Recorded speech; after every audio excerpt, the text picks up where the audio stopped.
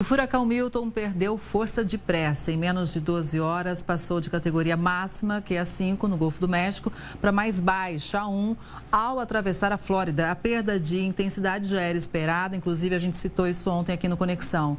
Mas por que isso acontece quando o furacão chega à Terra? Para explicar para a gente, nós vamos fazer conexão agora com o doutor em meteorologia e coordenador de operações, substituto do CEMADEM, o Giovanni Dolife.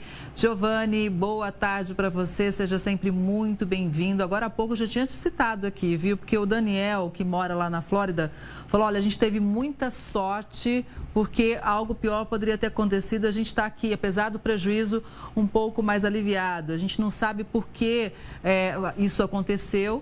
É uma pergunta para você, ou seja, essa perda de intensidade. E uma outra pergunta que eu já vou emendar também, ele diz o seguinte, que lá nos Estados Unidos, todos os especialistas estão dizendo, olha, a temperatura do mar realmente aumentou e a gente deve ter novos problemas climáticos em breve. Então, os moradores não podem relaxar por lá, viu, Giovanni?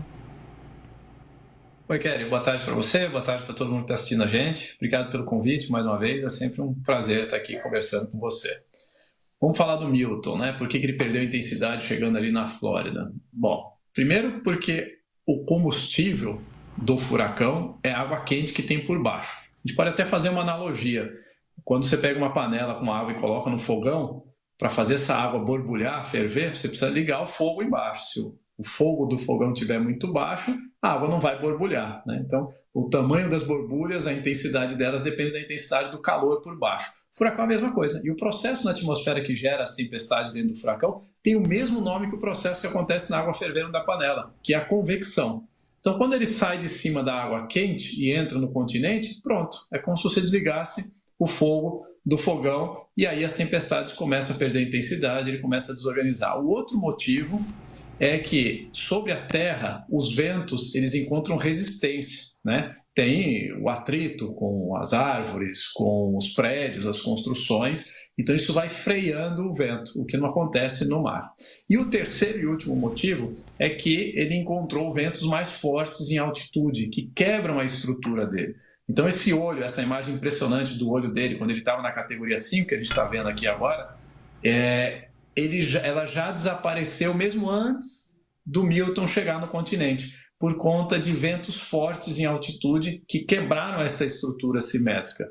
Essa estrutura simétrica é importante para manter a intensidade dele. Se ela é quebrada, ele começa a perder a intensidade. Então são esses os motivos que levaram a essa perda de intensidade. Agora, a gente observa assim no histórico, você perguntou sobre se águas mais quentes, né, levam a mais furacões.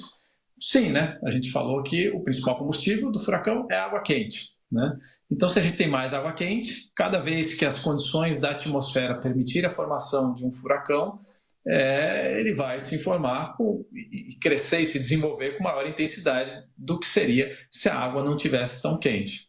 Agora, Giovanni, por que o alerta continua para a região? Ou seja, por que ainda pode acontecer inundações, por exemplo? A gente tem o Milton ainda causando muitos ventos na costa leste, a costa atlântica ali da Flórida, né? Esses ventos fortes causam uma ressaca, né? O nível do mar sobe, tem muitas ondas e o nível do mar, o mar então avança um pouco dentro da costa, causando inundações costeiras, né? Então esse é o principal motivo ainda de algum perigo ali na costa da Flórida. A gente está vendo nessa imagem aí, né? Onde as nuvens estão saindo ali na parte nordeste da Flórida, onde tem ventos mais fortes, que estão soprando em direção à costa. Então, esse vento, quando ele sopra em direção à costa, ele empilha a água na costa. É como você pegar uma bacia de água e colocar um ventilador nela. Você vai ver que a água vai acumular do outro lado, né? Então, no oceano, isso acontece também. Mas, à medida que ele for se afastando, esse efeito vai diminuindo, né? O mais importante é que o pior já passou, né? Exatamente. O pior já passou, mas o alerta continua. Está todo mundo hoje naquele trabalho de limpeza, não é verdade? Na tentativa de ver realmente o que foi perdido e voltar à rotina dentro do possível. Agora, Giovanni, uma outra pergunta que chegou aqui para a gente no Conexão, e eu acho que é legal para a gente explicar aqui para o Brasil, por que esse tipo de furacão, ainda bem, não acontece por aqui? Bom, teve duas características atípicas, né? Características raras que fazem ele ser mais perigoso. A primeira foi a rápida intensificação que ele teve. Ele se intensificou em menos de 24 horas, na verdade, exatas 21 horas, ele saiu de categoria 1 para categoria 5.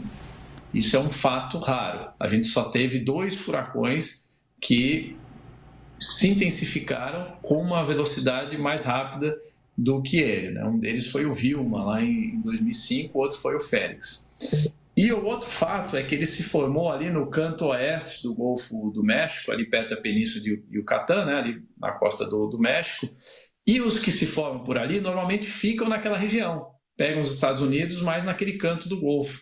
Raramente eles se deslocam em direção ao leste, ou seja, em direção à Flórida. Isso aconteceu com um furacão em 1998, o Mitch, e ele causou um estrago enorme, né? Então, quando esses furacões vêm pelo oeste da Flórida, eles também costumam causar um maior impacto. Giovanni, sempre muito importante para a gente contar com a sua análise. Muito obrigada mais uma vez. Uma boa tarde, até a próxima.